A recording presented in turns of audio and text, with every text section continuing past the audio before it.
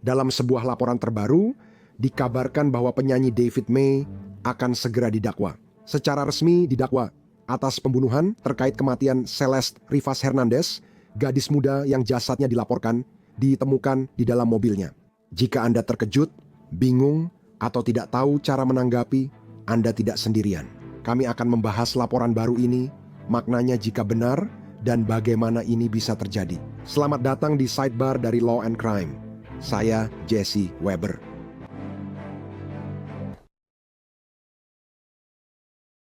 Sebuah pembaruan dalam penyelidikan David dan Celeste Rivas Hernandez. Setelah berbulan-bulan spekulasi, laporan dewan juri, dan perdebatan soal status tersangka David, akhirnya jelas juga. Terkait dengan kematian gadis berusia 14 tahun ini, Celeste Rivas Hernandez, yang ditemukan di dalam sebuah Tesla yang kabarnya terdaftar atas nama penyanyi romantis pembunuhan itu pada bulan September lalu di Los Angeles. Setelah semua itu, sekarang TMZ melaporkan bahwa dia kemungkinan akan menghadapi dakwaan pembunuhan. Saya harus meluangkan waktu untuk menjelaskan betapa membingungkannya ini. Jika benar, oke, saya katakan, jika benar, karena jelas tidak ada cara untuk mengonfirmasi ini secara resmi. Pihak berwenang tidak mengonfirmasi ini. New York Post melaporkan mereka menghubungi juru bicara Kejaksaan Distrik Los Angeles yang menyatakan kasus itu belum diajukan ke kantor mereka. Namun, TMZ melaporkan David kemungkinan besar akan didakwa pembunuhan karena dewan juri kasus ini mungkin akan diminta mengeluarkan dakwaan. Sekarang, jika kita berasumsi sejenak bahwa memang ada dewan juri, dan saya rasa kita bisa tahulah dengan aman mengatakan bahwa itu mungkin benar. Ada laporan tentang dewan juri dan beberapa saksi yang memberikan kesaksian karena mereka terlihat di gedung pengadilan, seperti manajer David, Robert Morgan Roth. Jadi, jika kita mengasumsikan laporan itu benar, Anda bisa berasumsi bahwa mungkin dewan juri memang telah dibentuk. Kami selalu mengira itu dewan juri investigasi, tapi ternyata berbeda. Dewan juri investigasi adalah dewan yang membantu mengumpulkan bukti, memanggil dokumen, memaksa orang bersaksi, tapi mereka tidak benar-benar mengeluarkan tuduhan resmi. Tapi sekarang, TMZ melaporkan bahwa sumber mereka yang tidak disebutkan, namanya mengklaim tidak. Juri yang diduga telah mendengarkan bukti selama beberapa minggu terakhir dapat memilih mengeluarkan dakwaan. Dan sumber mereka memberitahu bahwa pihak berwenang yakin David terlibat dalam kematian Celeste. Jadi, meski benar ada dewan juri, dewan ini memang bisa mendakwa seseorang. Apakah kita benar-benar tahu bahwa David yang akan menjadi subjek dakwaan, dan apakah kita tahu bahwa itu untuk kasus pembunuhan? Izinkan saya jelaskan sebentar, karena bulan lalu terjadi sesuatu yang membingungkan. Saya ingin menjelaskan semuanya dalam konteks. Bulan lalu, LAPD menyatakan bahwa kendaraan yang dimaksud adalah Tesla, di mana Celeste ditemukan. Kendaraan itu telah diparkir di lokasi tempat kendaraan itu diderek selama beberapa minggu. Nona Rivas Hernandez diduga sudah meninggal beberapa minggu sebelum jasadnya ditemukan. Pemeriksa medis Los Angeles belum menentukan penyebab atau cara kematian Nona Rivas Hernandez. Dengan demikian, masih belum jelas apakah ada tanggung jawab pidana selain penyembunyian jasadnya, yang berarti mungkin tidak ada dakwaan pembunuhan. Baru-baru ini, LAPD mengatakan kepada KTLA bahwa mereka tetap pada rilis sebelumnya. Jadi kalau memang begitu, kenapa ada perubahan kan? Maksud saya, kalau itu benar, David sekarang sedang dipertimbangkan untuk dikenakan tuduhan pembunuhan. Apa yang terjadi? Atau, omong-omong, apakah dia akan didakwa hanya terkait dengan pembuangan atau penyembunyian jasadnya saja? Mungkin dia tidak akan didakwa sama sekali, tapi salah satu faktor yang memperumit adalah apakah ada sesuatu yang ditemukan dalam hasil autopsi. Benar? Ada temuan di laporan toksikologi? Bagaimana dengan laporan dokter forensik? Adakah hal terkait penyebab dan cara kematian yang bisa mengubah situasi? Sebab keduanya belum diungkap. LAPD berhasil meminta pengadilan menyegel catatan pemeriksa medis terkait kematian Celeste. LAPD menyatakan tindakan ini hanya untuk memastikan detektif Divisi Perampokan dan Pembunuhan mengetahui info penting soal kematian tersebut sebelum media dan publik. Perintah itu bukan untuk mengurangi transparansi. Tapi intinya, kita tidak tahu apakah temuan-temuan itu mengarah pada kesimpulan yang berbeda Apakah ada sedikit perubahan? Ya, dilaporkan David, dipertimbangkan sebagai tersangka oleh polisi yang menganggap ini kasus pembunuhan. Untuk memperjelas, hal itu belum dikonfirmasi resmi oleh pihak berwenang. Dalam pernyataan saat Thanksgiving, mereka hanya mengonfirmasi hal berikut. Departemen Kepolisian Los Angeles mengetahui berita terbaru dari media tentang penyelidikan David Celeste Rivas dan ingin meluruskan beberapa informasi yang salah. Jasad Celeste Rivas tidak beku saat ditemukan pada 8 September 2025 dan juga tidak dipenggal. Kami memiliki bukti bahwa David melakukan perjalanan ke daerah Santa Barbara pada suatu waktu selama musim semi tahun 2025.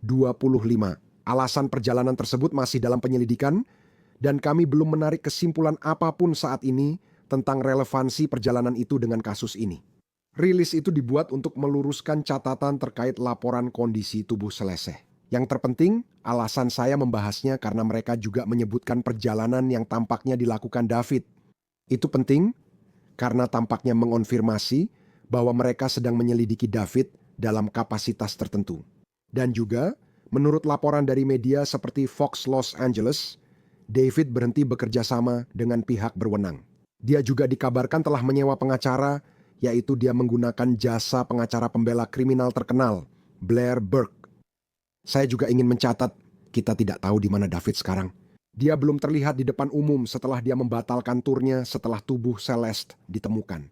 Namun, jika kita kembali ke sini dan ke laporan bahwa dia kemungkinan besar akan didakwa pembunuhan, itu sangat besar. Dan jika benar, ini membuka babak baru dalam kasus ini dan berpotensi memberikan banyak jawaban tentang apa yang mungkin terjadi pada Celeste. Gadis yang hilang pada 2024 saat berusia 13 tahun diduga terkait dengan penyanyi 20 tahun itu.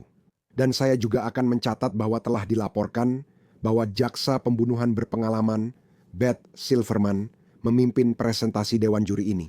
Sebenarnya, jika kamu kembali ke Morgan Roth, pria yang tampaknya mengelola David dan menjalankan label rekaman itu, TMZ, melaporkan Morgan Roth terlihat di luar ruang sidang dan mengatakan pada pengacaranya soal jaksa penuntut umum kemungkinan besar mengacu pada Silverman. Dia terus memaksa bertanya, kenapa aku tak menelepon polisi? Dan aku bilang, aku merasa tidak punya tanggung jawab untuk melakukan itu dan hanya ingin melanjutkan tur. Sekarang, semua ini hanya berdasarkan laporan. Kami sendiri tidak bisa memastikan apa yang dikatakan atau tidak dikatakan, tapi kita harus membicarakan ini, dan aku juga akan mengatakan. TMZ melaporkan, di lorong terdengar bahwa Dewan Juri Agung bisa mendengarkan bukti hingga Februari. Jadi, bahkan jika dakwaan atau kemungkinan dakwaan sudah di depan mata, kita mungkin tidak akan melihatnya dalam waktu dekat. Saya ingin mengundang teman saya, pengacara persidangan Rich Schonstein, untuk membahas hal ini. Kamu tahu, banyak dari ini adalah spekulasi, banyak juga yang berdasarkan laporan dari apa yang kita lihat. Apa pendapatmu tentang ini dan laporan-laporannya? Saya sudah jelaskan kebingungannya. Ada sedikit reaksi balik yang tampak tidak konsisten dengan sebelumnya. Menurutmu, apakah ini realistis sekarang? Kita membahas kemungkinan Dewan Juri Besar mendakwa David atas pembunuhan. Bagaimana pendapatmu soal laporan ini? Menurut saya itu sebuah kemungkinan dan saya setuju denganmu. Ini spekulatif karena tidak ada yang tahu apa yang akan Dewan Juri Besar lakukan sampai terjadi. Ini bukan sidang langsung. Kita tidak punya akses, kita tidak tahu secara pasti semua bukti yang diajukan atau bahkan apa tujuannya. Laporan awalnya, saya rasa ini yang kita sebut sebagai Dewan Juri Besar investigasi, benar? Jadi idenya di sini adalah ada banyak saksi atau calon saksi yang tidak mau berbicara dengan pihak berwenang. Ini mungkin mengejutkan Anda, tapi beberapa orang tidak suka berbicara dengan polisi, terutama jika itu adalah masalah yang profilnya tinggi. Jadi Anda membentuk Dewan Juri Agung supaya Anda bisa memanggil orang-orang, membawa mereka masuk, menyumpah mereka di bawah sumpah, menempatkan mereka di bawah ancaman hukuman sumpah palsu, dan menginterogasi mereka di depan Dewan Juri Agung. Itulah bebas Dewan Juri Agung investigasi, dan itulah yang awalnya kami kira sedang terjadi di sini. Kecuali laporan itu salah, kecuali memang sebenarnya bukan Dewan Juri Agung investigasi, dan itu adalah Dewan Juri Agung yang ditugaskan untuk mendapatkan dakwaan. Atau ada Dewan Juri Agung kedua yang dibentuk setelah Dewan Juri Agung investigasi, atau memang tidak ada Dewan Juri Agung, atau masih hanya ada Dewan Juri Agung investigasi yang tidak akan mengeluarkan dakwaan. Tapi saya rasa pertanyaannya adalah kenapa itu berubah? Itu membingungkan. Jika itu berubah, saya rasa semua kemungkinan yang kamu sebut memang ada di luar sana.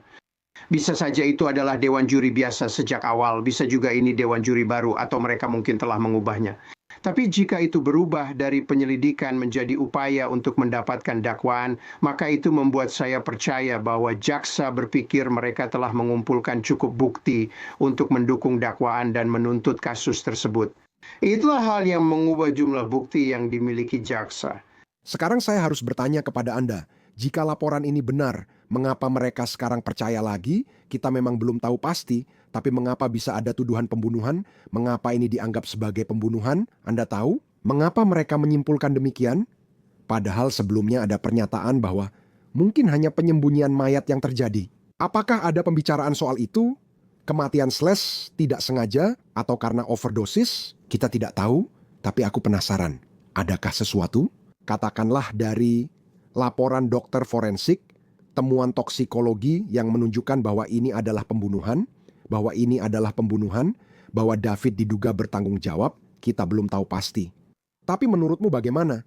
Jika laporan ini benar, kenapa mungkin ingin menuntut dia dengan tuduhan pembunuhan? Sekarang, apa yang berubah? Jadi menurut saya ini bukan semata-mata sesuatu dari laporan dokter forensik. Karena kamu pasti sudah mendapatkannya sejak awal jika itu hanya soal toksikologi. Kamu pun berpikir ini bukan obat yang akan diminum seseorang dengan sukarela. Ini adalah cemwet yang diberikan kepada mereka. Saya tidak tahu apakah kamu akan melewati semua ini dengan dewan juri. Kamu mungkin sudah tahu hanya dari bahan kimianya saja. Jadi ini yang saya tangkap adalah ada seorang saksi atau beberapa saksi yang datang dan mengatakan sesuatu. Mungkin para penyidik sekarang punya cerita yang lebih kohesif tentang motif. Mungkin mereka punya beberapa bukti tidak langsung yang sebelumnya belum mereka miliki. Itu akan membuat kasus ini terlihat lebih seperti pembunuhan daripada kecelakaan. Kamu tahu, kapanpun ceritanya berpotensi hanya seseorang yang mencoba menutupi mayat. Kamu pasti akan melihat dan memperhatikan itu dengan serius, lalu berpikir, benarkah mereka begitu? Apa mereka hanya membuang mayat, atau apakah mereka terlibat di sini pada tingkat yang lebih jahat? Jadi ada berbagai macam bukti yang bisa saja mereka temukan. Karena ini adalah proses dewan juri, saya cenderung berpikir pasti ada sesuatu yang bersifat kesaksian. Kamu bisa saja benar, dan kamu sudah menjelaskannya dengan sangat baik. Tapi saya penasaran, apakah ada kemungkinan? Dan sekali lagi, kita belum tahu pasti soal ini. Jika seseorang memberikan obat-obatan kepada orang lain dan orang itu meninggal, bisakah ia dituntut atas pembunuhan atau pembunuhan tidak sengaja? Ya, saya rasa biasanya tidak seperti itu. Jika ada dua orang yang secara sukarela menggunakan obat-obatan dan salah satunya meninggal, umumnya tidak ada tuntutan pidana terhadap orang yang memberikan obat-obatan itu. Sekarang kita sedang membicarakan korban yang masih di bawah umur, kan? Jadi itu menambah tingkat keseriusan lain di sini. Mungkin saja bisa ada semacam dakwaan karena memberikan narkotika kepada anak di bawah umur, itu sendiri bisa menjadi tindak pidana. Akan berbeda jika yang dimaksud adalah orang dewasa. Umumnya, jika dua orang menggunakan dan satu overdosis, biasanya tidak ada dakwaan pada yang selamat.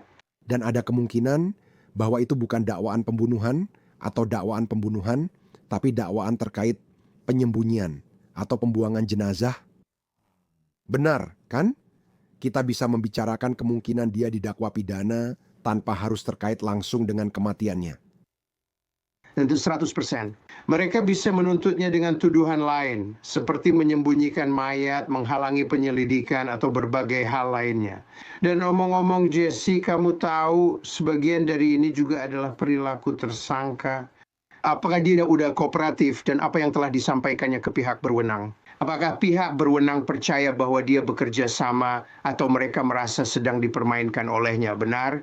Itu menambah tingkat kesulitan pada apa yang sedang mereka selidiki. Saya juga ingin menambahkan sesuatu. Apapun potensi tuduhannya, atau yang mungkin terjadi, atau yang diduga terjadi, kemungkinan dewan juri di sini akan mengeluarkan dakwaan sangat tinggi. Benar? Maksud saya, jelaskan kepada pemirsa kita alasannya. Kemungkinan besar dewan juri akan mengeluarkan dakwaan, mengingat bukti yang telah disampaikan. Ya, dewan juri adalah proses yang sepenuhnya sepihak. Pemerintah menyajikan bukti, memaparkan teori kasus, dan meminta dewan juri mengeluarkan dakwaan. Anda tidak mendengar dari pihak pembela, tidak ada yang diinterogasi silang oleh pembela, dan pembela tidak menghadirkan saksi. Dan karena itu ada kecenderungan pemerintah untuk mendapatkan dakwaan dari dewan juri kapanpun mereka mau. Ada pepatah lama, kamu bisa mendakwa sandwich ham, yang kurang lebih berarti kamu bisa mendapatkan dakwaan kapan saja kamu mau. Saya rasa itu tidak sepenuhnya benar. Baru-baru ini dewan juri kadang menolak permintaan pemerintah dan berkata, tidak, itu tidak cukup, kami tidak akan melakukannya. Tapi sebagian besar waktu, kamu akan mendapatkan dakwaan ketika kamu memintanya kepada dewan juri. Hal lain adalah jaksa biasanya memiliki setidaknya cukup bukti untuk mengajukan tuntutan jika mereka mencari dakwaan di depan dewan juri. Itu tidak berarti mereka memiliki cukup bukti untuk membuktikan kasus mereka di luar keraguan yang wajar, tapi mereka punya cukup bukti untuk mengajukan tuntutan. Dan untuk kembali ke sini, memang ada dasarnya. Ada kemungkinan bahwa dia bisa didakwa secara pidana, karena jika kamu menggabungkannya dengan penegak hukum, LAPD menyatakan mereka memiliki bukti bahwa David pernah ke Santa Barbara pada musim semi 2025. Kami masih mencari alasan mereka dan kasusnya masih diselidiki, apalagi mereka sudah menyebutkannya. Properti tempat dia diduga menginap di Los Angeles yang kabarnya berada di dekat tempat Tesla ditemukan dan omong-omong jasadnya ditemukan di dalam Tesla. Kabarnya Tesla itu terdaftar atas namanya. Fakta bahwa TMZ dan media lain melaporkan bahwa manajernya tampaknya atau diduga telah bersaksi di depan dewan juri, itu merupakan indikasi yang kuat. Jika Anda mewakili David, apakah Anda akan bilang, harap waspada, ada kemungkinan besar bahwa Anda bisa menghadapi tuduhan pada saat ini, mengingat semua yang telah kita lihat diberitakan saat ini? Tentu saja Anda akan selalu memberitahu klien Anda jika ada proses dewan juri yang sedang berlangsung, maka klien Anda adalah seorang tersangka, apakah itu tersangka utama atau salah satu dari banyak tersangka. Anda akan selalu memberikan nasihat kepada klien Anda tentang hal itu. Proses dewan juri dan situasi saat ini merupakan sebuah kemungkinan, dan sekali lagi kembali ke apa yang baru saja kita bicarakan, cukup mudah untuk mendapatkan dakwaan dari dewan juri. Dan tentu saja di sini ada banyak spekulasi publik dan pemberitaan di media bahwa dia mungkin menjadi tersangka, jadi saya yakin dia sudah diberi nasihat yang sesuai. Apakah hanya dia yang akan didakwa, atau jika dakwaan dijatuhkan, akan ada beberapa terdakwa karena ada pembicaraan tentang kemungkinan tersangka kedua? Ya, maksud saya, sekarang Anda masuk lebih dalam lagi ke dalam spekulasi, jadi saya tidak tahu. Itu tergantung pada hasil penyelidikan. Saya pikir begitu. Biasanya, jika ada dakwaan dalam kasus seperti ini, apakah mereka akan melakukannya? Semua orang yang bisa mereka dakwa sekaligus? Apakah dakwaan akan dilakukan sekaligus terhadap beberapa terdakwa, atau Anda akan melihat dakwaan David dulu lalu yang lain sebulan kemudian? Menurut saya, Anda bisa melihatnya dengan berbagai cara, tapi yang lebih umum, biasanya Anda akan melihatnya bersamaan karena akan ada satu dewan juri besar yang meninjau satu rangkaian fakta dan saksi, jadi biasanya dilakukan bersamaan. Namun jika Anda kemudian mendapatkan informasi tentang terdakwa potensial lainnya, Anda bisa memanggil kembali dewan juri besar. Anda bisa membentuk dewan juri besar yang berbeda, Anda bisa mengadakan proses yang benar-benar berbeda, jadi Anda bisa melakukan penuntutan lain di kemudian hari. Saya pikir Anda akan melakukannya sekaligus jika bisa.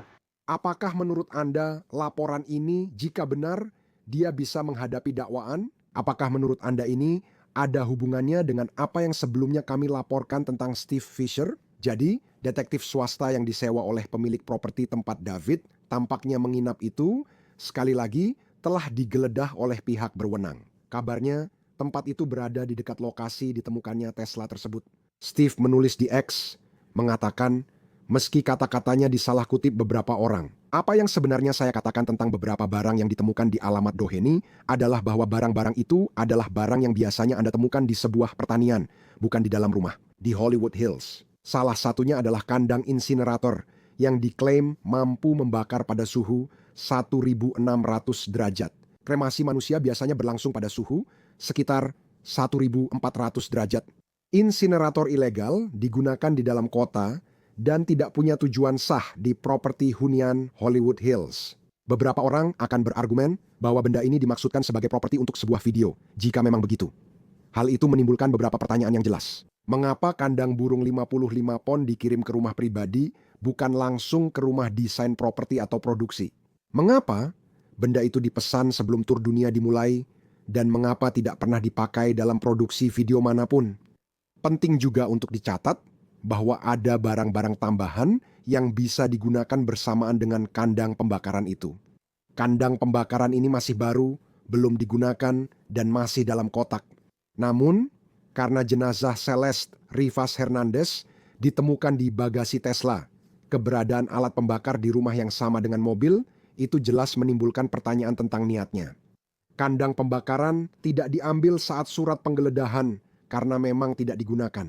Tampaknya itu tidak penting untuk penyelidikan kriminal apapun, tetapi kami pikir itu adalah konteks yang penting meskipun bukan tindakan kriminal.